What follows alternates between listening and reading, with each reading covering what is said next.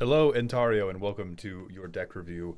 Um, so, I've looked at your primer, and it says we are trying to do Tana the Bloodsower, and we want to do tokens go wide. We specifically do not want to do Voltron. We specifically do not want to do Aristocrats. We want to get a bunch of 1/1s out. We want to make those 1/1s matter.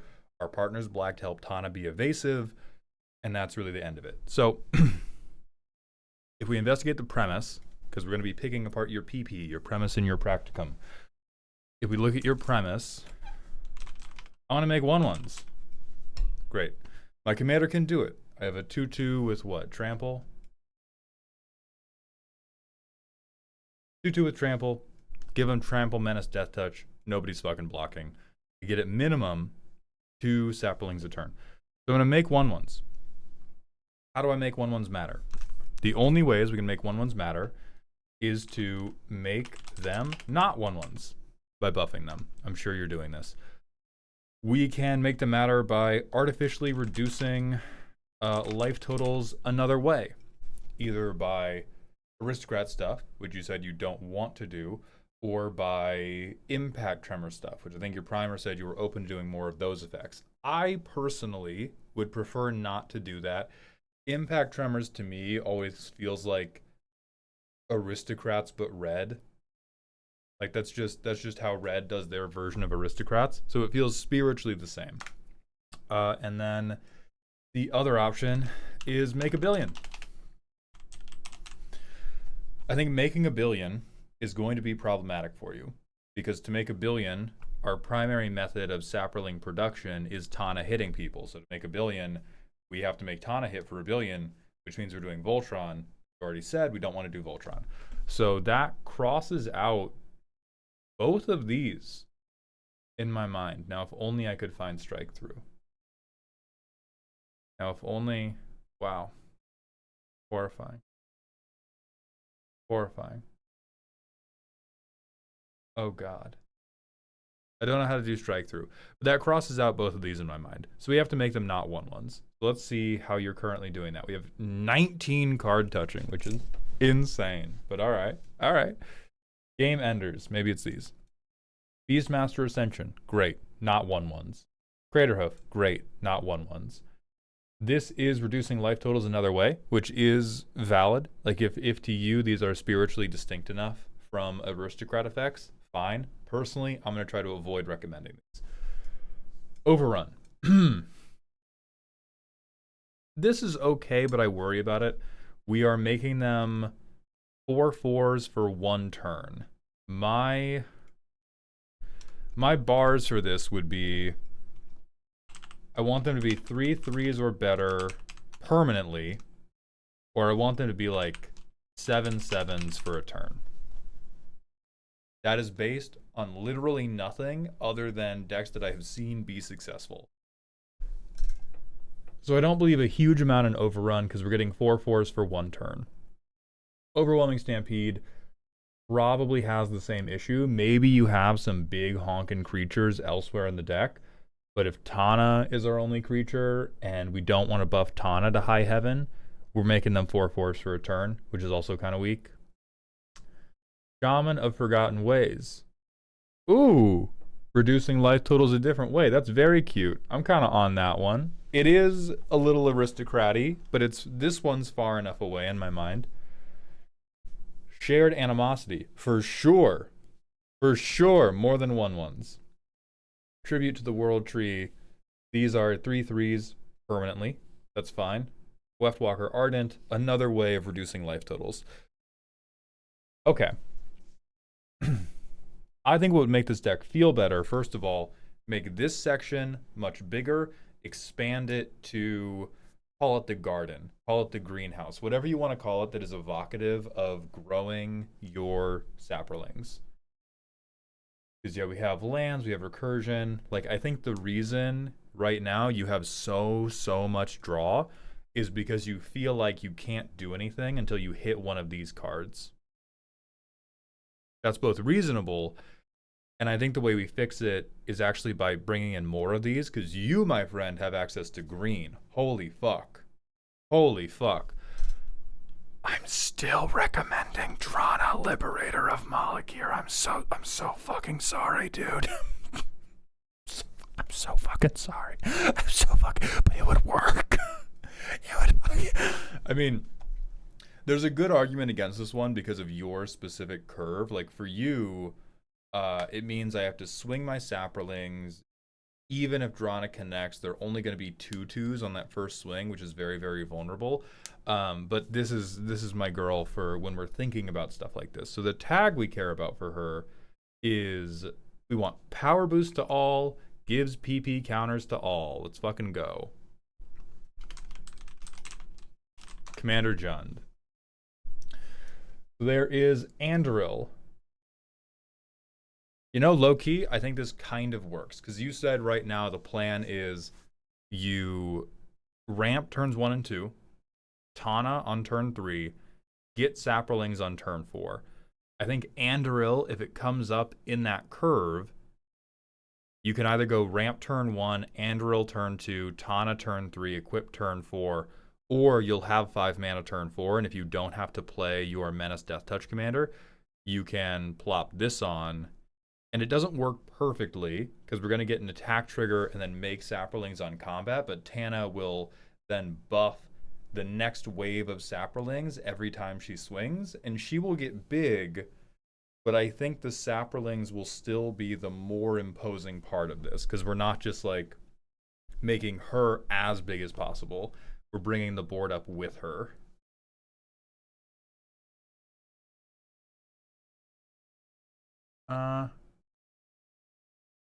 Hollow Henge Huntmaster can kind of do it if we can get Averbrook Caretaker out and flip her. Wait a minute. Holy. Curse of Predation might be crazy tech. Hold on. This is cope. Just let me cope for a moment.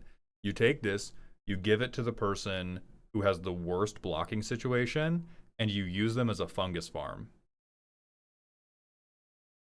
Think about it. Probably won't work, but if you have like an Izzet player at your table, oh my god, put this on the Izzet player, just use them to beat counters out for your saprolings the whole game. Hell yeah.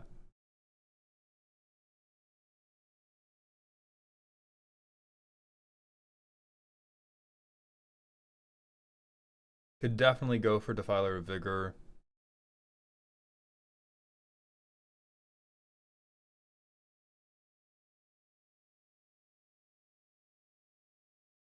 Handicraft is going to be rough because we're going to be making so many that we kind of run out our mana base really quickly.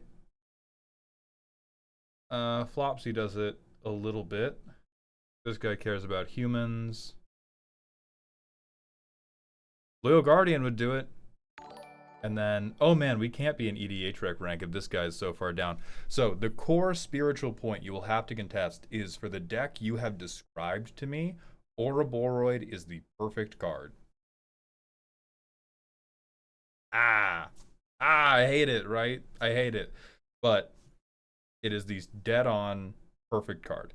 It will grow your commander at a rate that will make you a lot of saprolings, even though Voltron damage is not going to be plan A, and it will make all your saprolings very big, such that even if people remove the commander, you're going to have a big wide board of like 5/5s, 8/8s, 10/10s, whatever. Oh yeah, it's sorting by name, my god.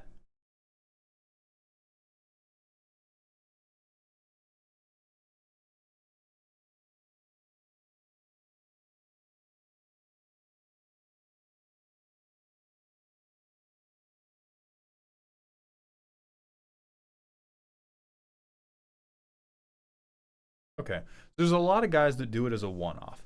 If you wanted this deck to feel more unique, novel, creative, as the kids say, I would actually try slamming like a ton of these one-offs. It would allow you to play a lot of different kooky cards, and by the time you had played 4 or 5 of them, you would have a pretty big squirrel army. If you want the deck to be good, I wouldn't do that. But if you want the deck to be cute, that's what I would do.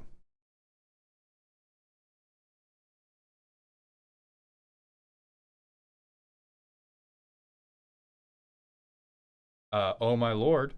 Oh my lord, actually your new favorite. Put a counter on each token you control. So this is actually a way to do it that won't buff our commander, period. And we can guarantee it is the saprolings only that are getting big and huge.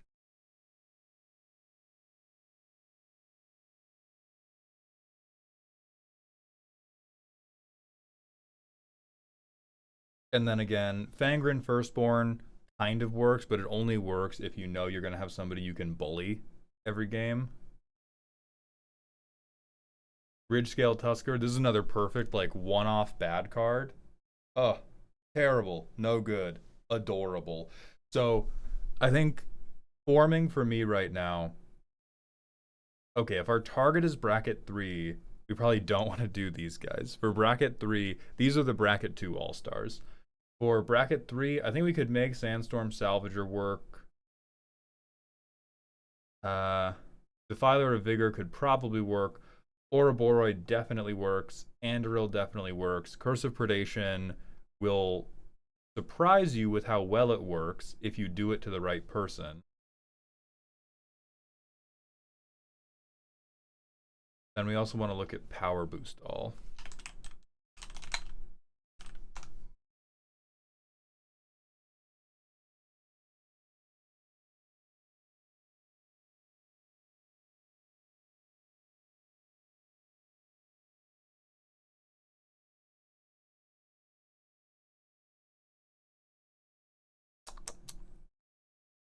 This is much worse, indeed. Eldrazi Monument could kind of do it. Would save you from a board wipe. You should always be netting up a saproling. Maybe you have this. I'm being crazy. I haven't looked through enough of your deck yet. So we have these things to spam saprolings. Very, very cute.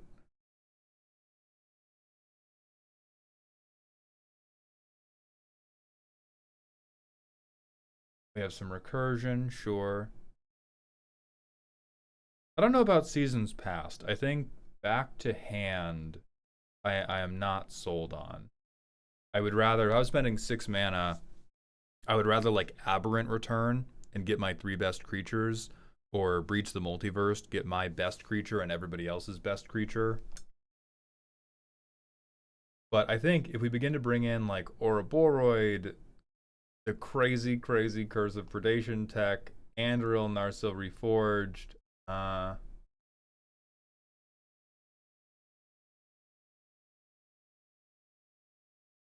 there's another one I'm thinking of that's just beneath my brainstem. What is it? March. Why can't saprolings be a little oozy, huh? 6/6s forever? I love that. Do we have anything else in this tag that would work? Type changes, whatever I want. Wow, how do we not have base power and toughness modulator? Whatever, man. Okay, sure.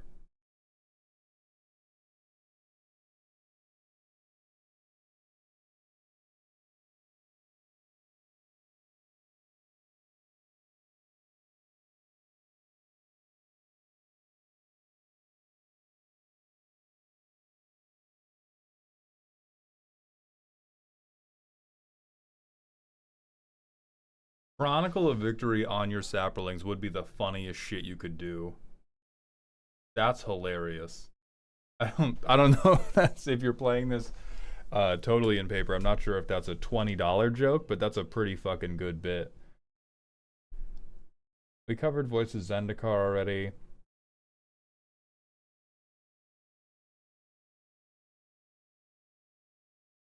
Okay.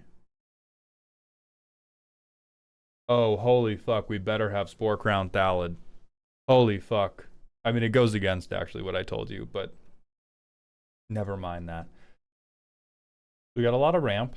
Good and responsible. I think we need all this ramp. You have very little interaction, which I think is fine. You are seeking to be the problem. But yeah, I think if we're having problems, it's coming from we are hoping to draw into what we have tagged a finisher. Our finishers are not made equal.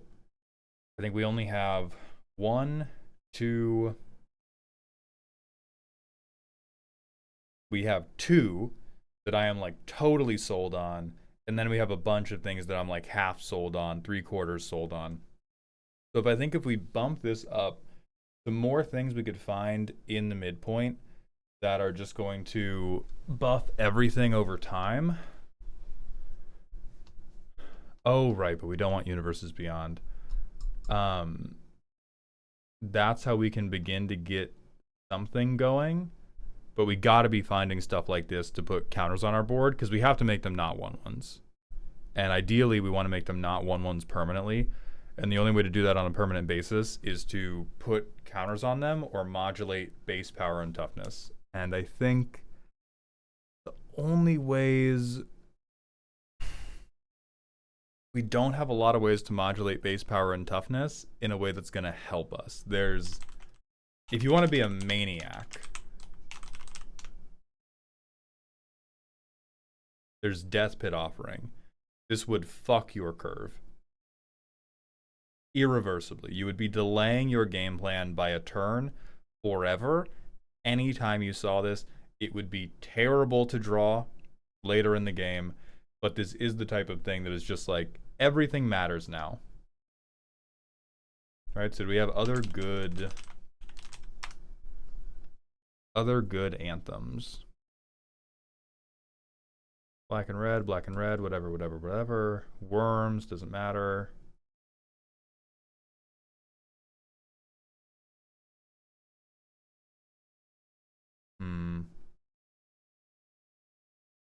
Could definitely risk it for the coat of arms biscuit. It would be a hellish amount of math, but this is the perfect thing to make saprolings matter more than your commander.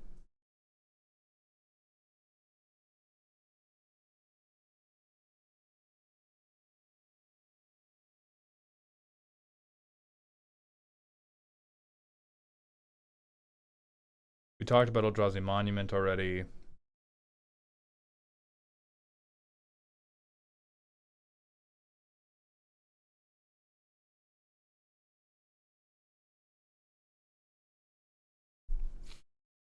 Yeah. You could go in for some of the things I skipped over earlier, like Fangs of Colonia. Oh, I guess it wouldn't be Colonia. There was one that did this for like put 4 on everything. But more of these like give PP counters all. These are the things you care about, and if we can, we would like to do it repeatedly.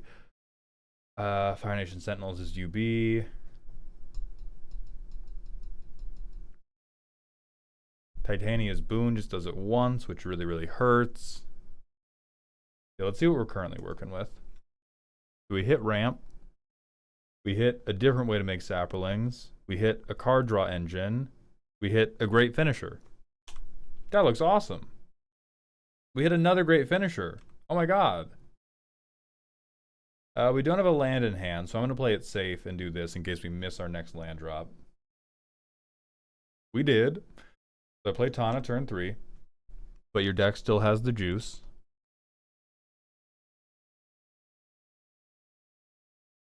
Play this, get my 2 saprolings.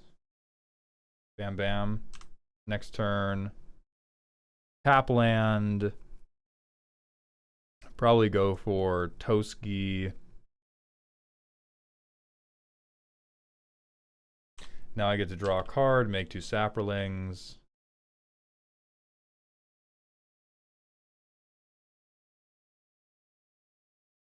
Next turn. So like Beastmaster Ascension.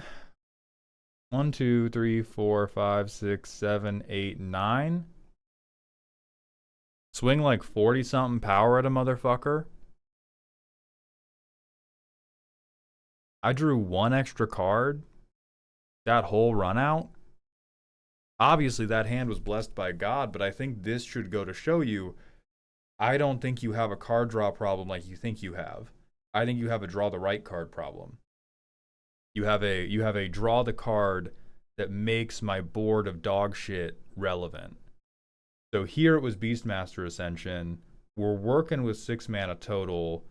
We could have Fangs of Colonia'd to just get 2 +1/+1 counters on everything. We could have Titania's commanded, which would have gotten 2+1/+1 counters on everything. That's not lethal like Beastmaster Ascension is, but that shit matters. And so what I'm going to recommend for you is you actually got to peel card draw back. You got to pair card draw back. You got to get more things like Ouroboros. Again, this is so goofy, but I really want to believe it can work. Fangs of Colonia, March of the World Ooze, even, God forbid, Chronicle of Victory, although I don't think that's the strongest thing you could be doing here. Where was this fuck-ass card? Hell, Loyal Guardian will get you there over a turn or two.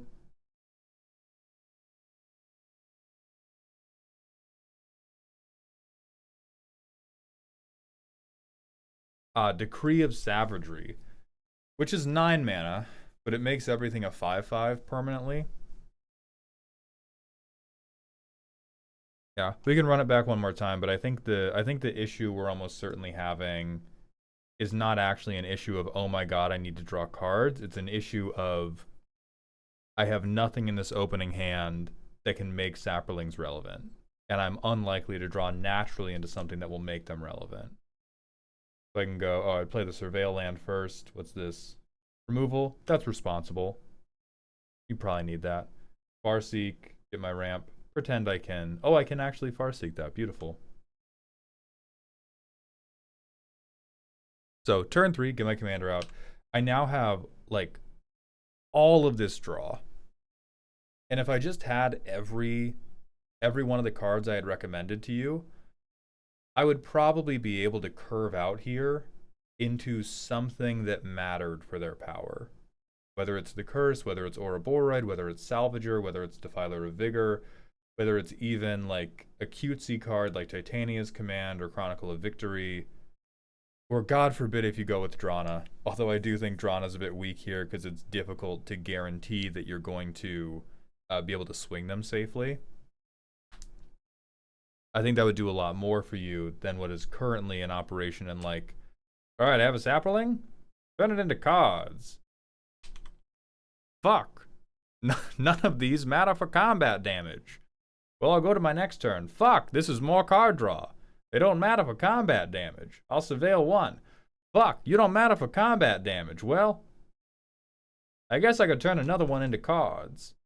Fuck, none of these matter for combat damage. You see, like, and it's just going to keep repeating over and over and over and over and over.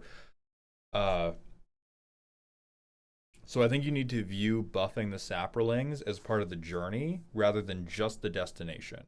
Right now, it seems like the deck is treating that as just the endpoint.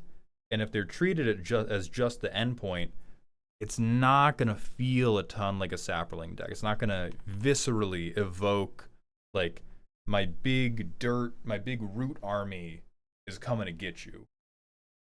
So I would push this up to, like, and again, they're not going to be game enders, but I would push this up to, like, 15 or so effects that can turn your saprolings into relevant threats and actually go down on draw. So I wish you the best of luck, and I hope you found this helpful.